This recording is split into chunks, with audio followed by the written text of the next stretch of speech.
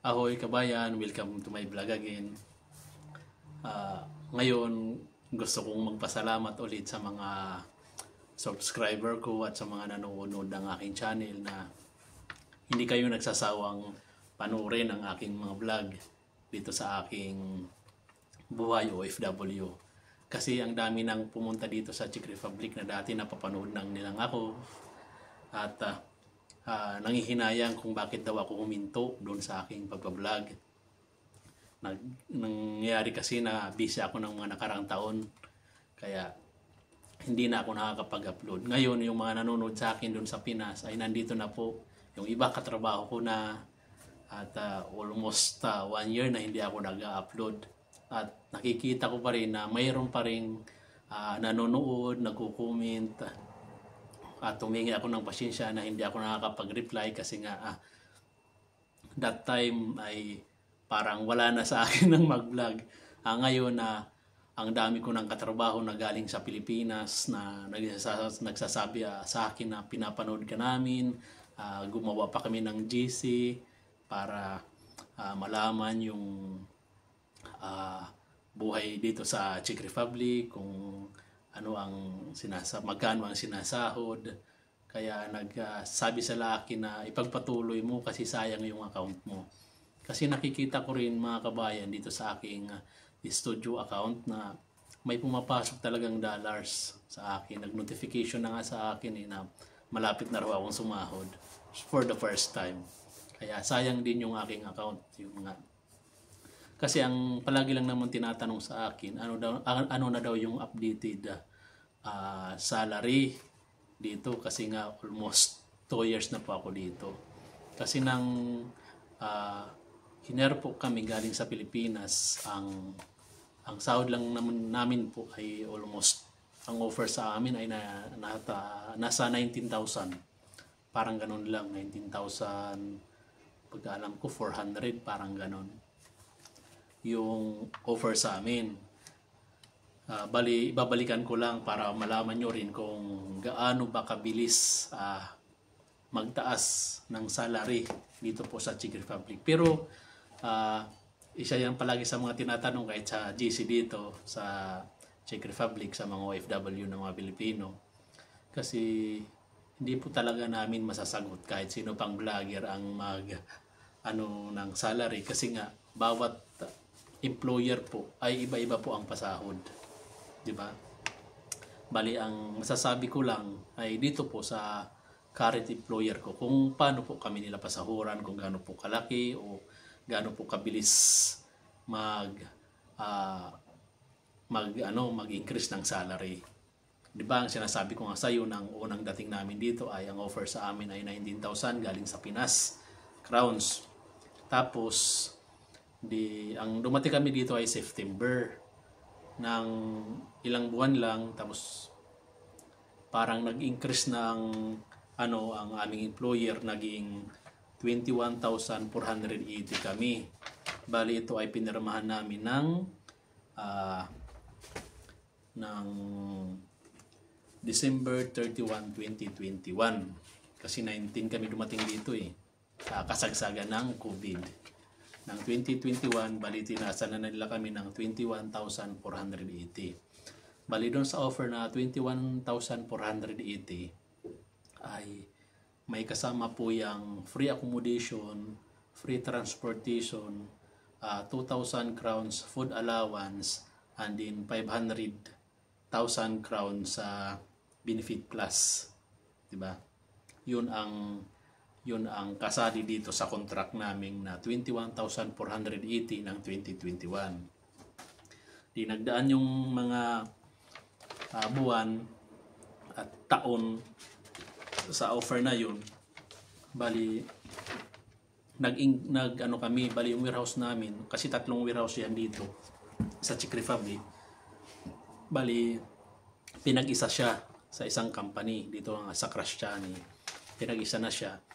Tapos yung mga nasa ibang lugar na, kasi yung iba hindi na pumayag na lumipat kasi nga medyo malayo na sa kanila.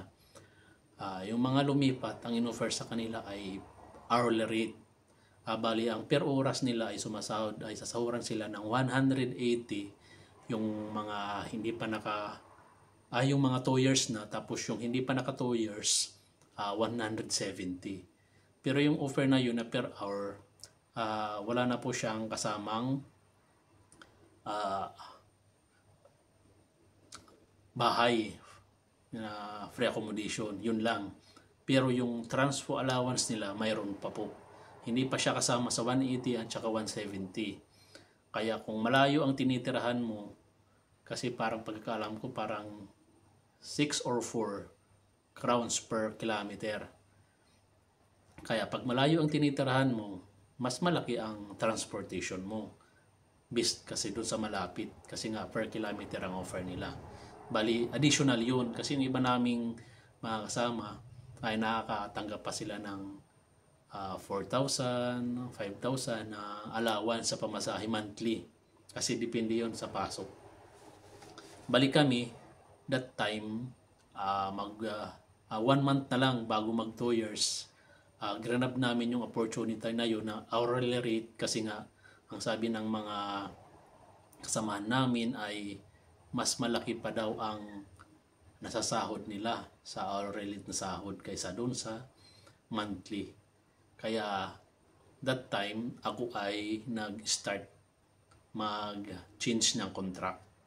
Kasi doon sa parang inahabol ng HR doon sa contract na hourly rate ay hindi na sila mag-aasikaso ng mga dokumento tulad ng renew ng visa, ay lahat ay sarili na namin.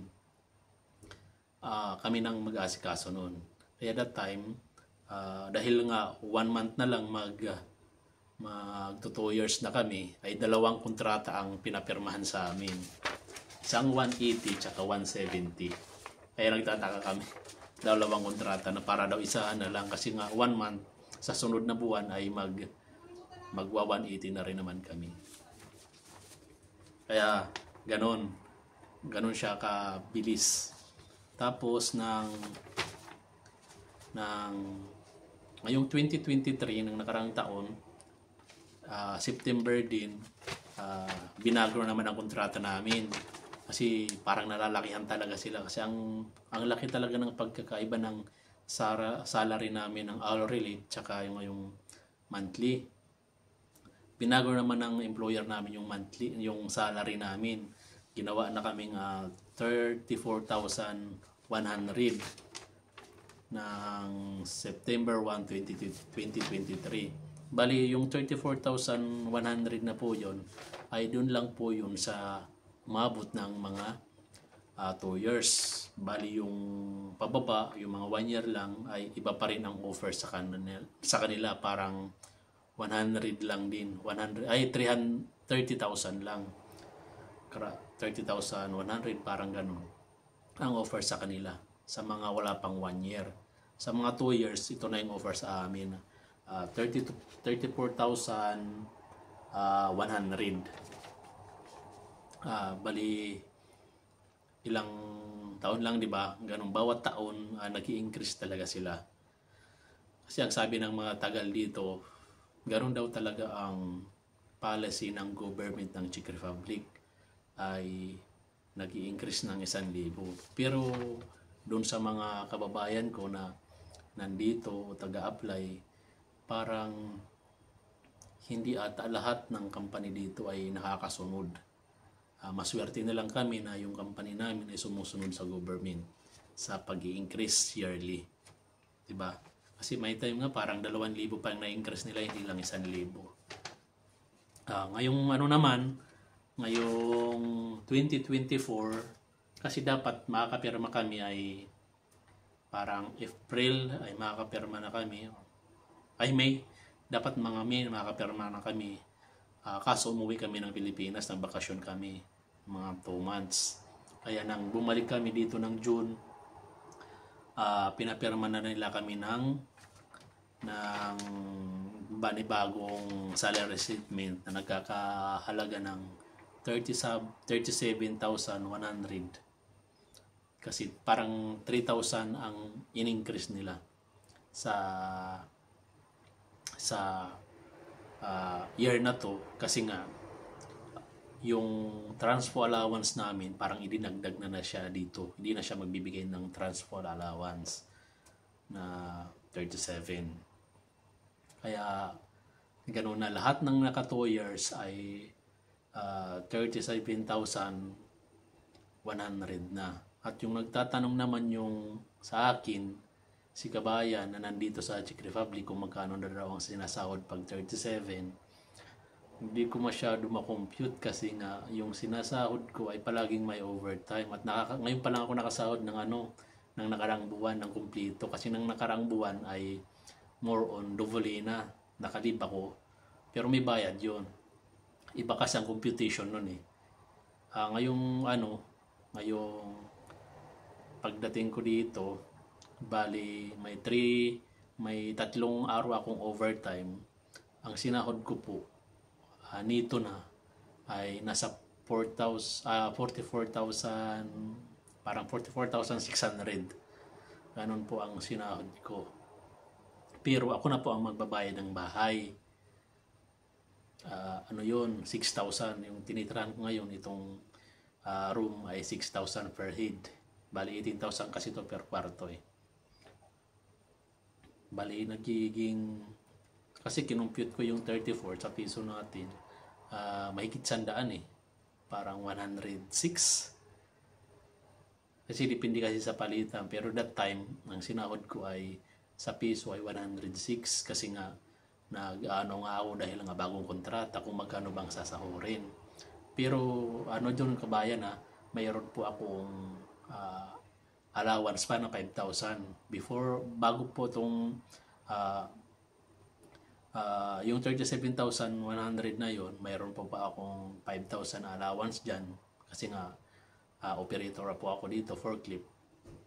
Dagdag po yan. Tapos yung 3 araw na overtime. Bali yun pang sinahod ko, yung 44,000. Tapos pag bali ang nagiging nito pala namin dito, kung magiging piso na siya, tapos ikakaltas mo lahat ng bayarin dito sa sinahod ko, bali nasa 80,000 pesos. Yun lang po ang nagiging nito ko dito sa sa may overtime na yun 3, tsaka yung allowance kong 5,000. And then nagtanong naman ako doon sa mga kasama ko kasi kasi nga may nagpapatanong sa atin ng mga kababayan na nandito sa Czech Republic, parang gusto niya lumipat. Tinanong ko siya yung na aking kasama kung magkano ang sinasahod kasi mas hindi siya operator pero may overtime, ay parang wala siyang overtime that time, kaya nagsabi siya sa akin kasi kinompute niya daw parang ang magiging, di ba 37 yung nyo, 37 yung offer sa amin, ang magiging nito daw pag 37 yung offer, ang naging nito daw niya ay parang 35 to 36,000 crowns. Nito na po yun. Kung yung mga nasa Pinas nagtataka, di ba, yung 37,100 ang offer tapos magiging nito ay 36, magbabayad pa raw ng tax. Opo, magbabayad pa ng tax kasi nga po pag ang schedule po kasi namin dito may nakakapagtrabaho kami ng Sabado at Linggo, and then may night shift. Doon po nakukuha yung pang-tax namin. Kaya hindi nagkakalayo kung halimbawa ang offer sa 37 tapos ang magiging nito mo ay 36. Hindi po magkakalayo kasi nga yung 37 na yan, madadagdagan pa po yan ng, di ko alam, parang di ko ma-estimate parang 30. Kasi ang night differential umaabot ng 3,000. Ang trabaho mo ng Sabado at Linggo na papasok ka, ang nagiging additional ay 5,000, di ba? Kaya doon mo nakukuha yung pang mo sa tax, pangbayad. Kaya hindi pa rin nagkakaloy yung masasahod mo doon sa offer sa iyo. Pero yung yung 36 or 35 na masasahod mo dito, ikaw na po ang magbabayad ng accommodation. Kaya mababawasan pa po yun. Kaya ang magiging nito mo na lang ay magiging siguro mga 28, ganun. Magiging nito mo na yon. Kasi may allowance naman po sa pagkain na 2,000 crowns, hindi naman po yun nawala. Tuloy pa rin. At saka yung 500 crowns sa benefit plus, di rin po yun winala nila. Tuloy pa rin po yun na natatanggap naming mga employee dito po sa aming employer. Kaya yun po mga kabayan. Sa sunod naman po, kasi gusto maraming nagtatanong, itatanong ko muna sa mga dumating at saka yung mga galing dito kung magkano na po ang offer sa kanila. At saka kasi ang daming nagtatanong sa akin kasi nga po once daw na lumipat sila, magkano na magiging offer nila sa kanila at kung magkano na po ang magiging nito nila kasi gusto daw nila i-confer dito sa trabaho nila dito sa Czech Republic kasi kung kunti lang naman daw yung difference, di na rin sila lilipat kung mas maganda rin naman. Ang maging kagandahan lang dito yung sa ano namin kasi may discount kami sa mga electronics, sa mga gamit na bibilhin namin dito sa ano namin, sa employer namin, may discount po kami sa mga bibilhin namin. Kasi online warehousing kasi po ito, parang Lazada at Shopee dyan sa Pilipinas. Yun lang mga kabayan, salamat sa pagsuporta pa rin sa aking vlog. Sana po ay marami kayong matutunan. Bye-bye, maraming salamat.